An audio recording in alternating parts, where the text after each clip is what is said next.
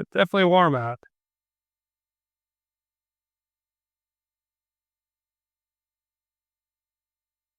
Some people wonder, what are you doing out riding at this time? I'll tell you, even in the morning, it's hot. You know, it. I think the difference is though in the morning, it gets real humid overnight, and so it'd be warm or borderline hot and humid. For a guy who grew up in the deserts of Phoenix, I'd rather take hot and dry any day.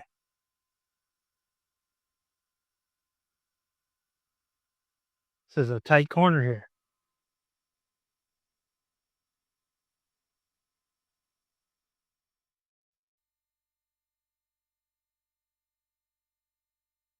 But yeah, what are you doing out here? I mean, yeah, approaching my mid-50s. I tell you, I kind of have noticed some things in life. You pay attention. There's the one big thing I noticed for people that are a generation ahead of me, the people that I watched. There's a difference between those that were active and continue to be active and those that kind of became more sedentary. And the difference is light. They move. You gotta use it or lose it, right? And I really believe that. Mobility is everything. If you don't continue to be mobile, to maintain how limber you are, stretching, and don't get me wrong, I'm horrible at maintaining a proper stretching regimen. Yeah, I'm big time guilty. I wish I'd have the personal strength to do more of that. But I see it in my peers. I see it in my elders. There's people like Joe Rogan, a great example.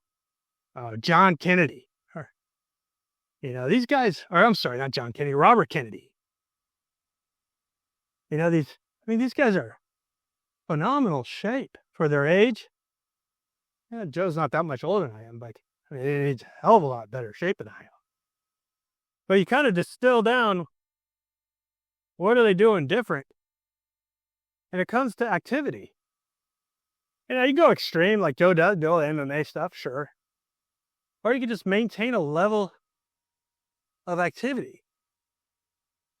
It absolutely alarms me these days how many young men are taking testosterone and ED meds like in their 30s.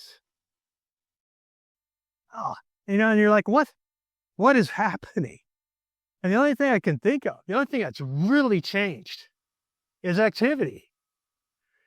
The body responds to the demands that are put on it.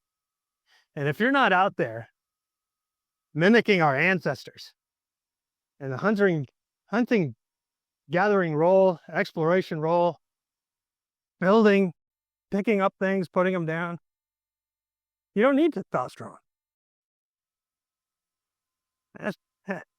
So why would the body bother producing it?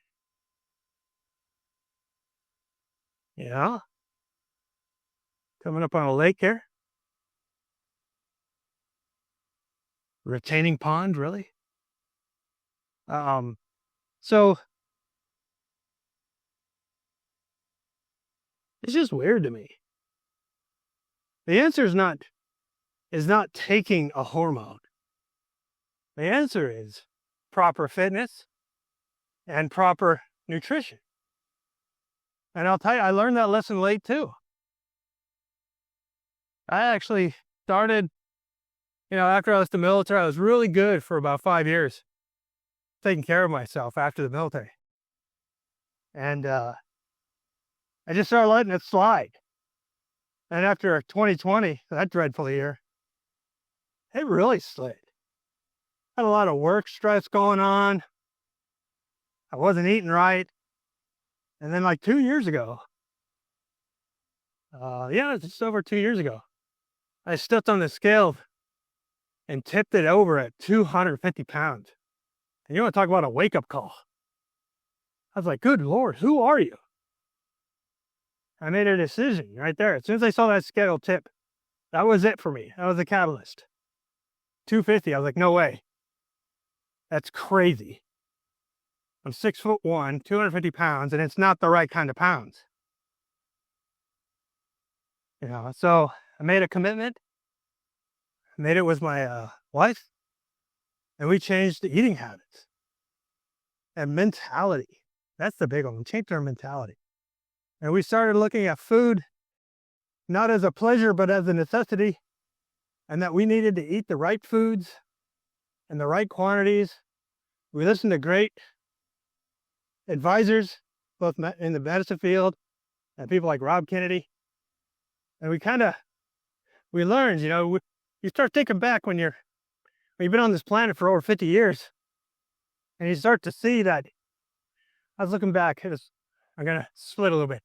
I was looking back at some old photos of me as a kid, and then I saw a guy, Chris. I'm not going to give his full name because Chris is a great dude, but at the time, Chris was the fat kid. You know, all friend groups have it, right? Fat kid. But as I look back at these photos, he wasn't fat by today's standards at all. He was actually slim compared to today's kid and today's adults, really. And I thought, what happened to society? What changed? And I kind of, you know, I'm not a scientist, I'm not a dietitian, but I kind of had to agree with the logic of Robert Kennedy and others that say it's our food source. You know, the seed-based oils that we're eating. I remember in the 90s, they told us to stop eating fats. They said sugars are fine. In fact, this high fructose corn syrup's the best stuff ever. Start eating all this stuff. And then there's a direct correlation. And yeah, sure, I understand correlation isn't causation. But there's a pretty strong correlation between the emergence of all these, what were once rare diseases, diabetes, autism, ADHD, obesity, just exploded. And so the wife and I, we made a decision. You know, we're going to try to limit our carbs. Absolutely.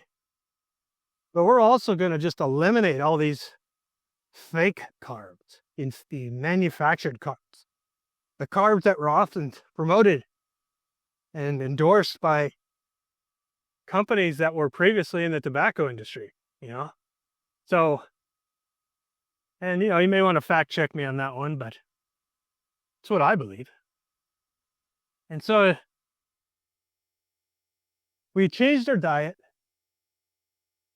and then we made a commitment to keep moving because we want to do a lot of things. And here I am on the bike in the middle of the freaking hottest part of the day, which is kind of ridiculous, but whatever.